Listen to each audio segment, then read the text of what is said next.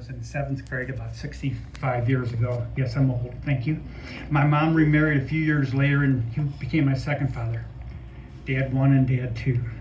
I was fortunate to have those two men in my life. But my mom and second father have been gone 25 years now. And yes, I miss all three of them every day. Both of them were Navy men. My first father was in the North Atlantic. He was a machinist mate. My second father was a radio operator down in the South Pacific. And that's all I know about them. I know nothing else. Shame on me. I don't know where they went to basic training. I didn't know what they did on ship. I don't know if they ever got in trouble. I don't know anything about their military life. I don't know anything about their fears. What made them serve? Shame on me for not asking, what is your story?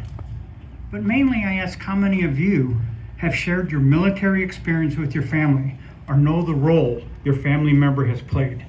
Your family needs to know. Did you get sick on that Liberty ship crossing the Atlantic? How cold was it in Korea? What kind of housing did you have in Vietnam? And who did you spend your time with? Who were your friends? And how did you handle that daily fear? History being taught in schools today is not telling the whole story. We know that. The brave men of Korea, World War II, or even Vietnam, nothing is said about them. And I shudder to think what will be taught in our schools 25 years from now.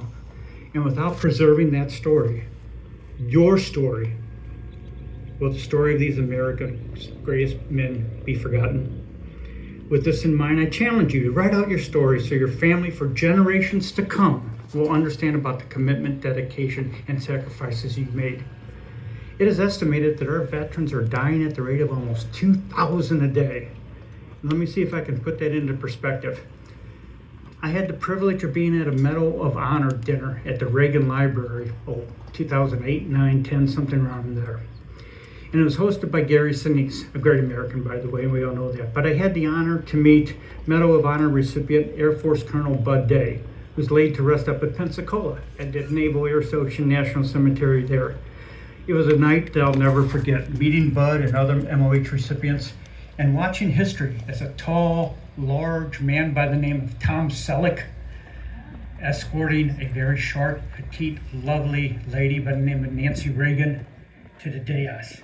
It was a wonderful, wonderful evening. Never forget it. But to make a long story short, Hollywood was going to make a movie about Bud Day, which I thought was great. And Gary Sinise was going to play Bud Day. I thought, man, I can't wait to see this. This is going to be good stuff. And anyway, a friend of mine who was involved in making the movie went down to Pensacola to meet with Bud and talk about when he'll get his checks. You get your first check at this point, second check when we go into production, third check when you do this, fourth check when you get this. And Bud, in his normal way, looks at my friend and says, Jay, if you don't mind, could I get all my checks now because I don't even buy green bananas anymore? It's typical Bud Day, humble, humorous, and aware that time is precious. And that's the key. To finish that story, unfortunately, typical Hollywood, the movie was never made. I wish it would have been, though. It would have been great. You know, Calvin Coolidge once said that the nation which forgets its defenders will itself be forgotten. And I hope his words will never come to be. And with patriots like you out in this audience today, hopefully it won't. I believe in this great country, and I believe that it's worth fighting for. Freedom is never won without sacrifice. Let me also state I believe that at Arlington, at every national NCA cemetery, at every ABMC cemetery overseas, and every Civil War cemetery, and countless other cemeteries across our great country, there are over 30 million brave men and women who have worn the uniform of this great country. And to me, that is 30 million reasons why to always stand for the Star-Spangled Banner. One of my favorite movies is a movie called We Were Soldiers, starring Mel Gibson. I usually like to close most of my speeches with the words of Eternal Father, the Navy hymn.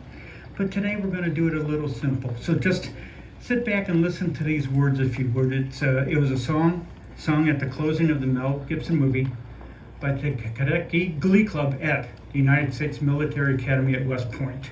It's called Mansions of the Lord.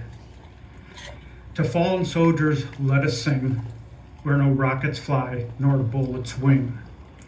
Our broken brothers let us bring to the mansions of the Lord.